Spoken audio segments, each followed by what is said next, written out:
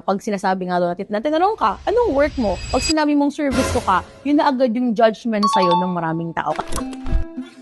One time, sabi sa akin ng customer ko, pag daw service mo, wala ka daw mararating sa buhay. Ito daw yung trabaho na ginagawa lang daw ng mga taong wala ng choice. Especially sa mga kagaya ng mga hindi college graduate, kagaya ko. Sabi ko, bakit gano'n na parang ginajudge niya ako dahil lang mali lang yung nabigay kong order or hindi ko lang nasunod yung specific na gusto niyang naging order. Na pag sinasabi nga doon natin, tinanong ka, anong work mo? Pag sinabi mong service ko ka, yun na agad yung judgment sa'yo ng maraming tao. Kahit lang ako ng vocational course, hindi kilala yung school ko. Dahil isipin ng iba na, totoo, mahirap talaga maghanap ng ganong trabaho na kahit konti lang yung credentials mo, wala kang work experience, kumbaga regular job na okay yung salary. Naghanap ako ng ibang opportunity, sinubukan ko naman. Dahil nga po, kasabayan ko sa pag-a-apply is mga college graduate, mga university, yung iba na 4 years grad pa.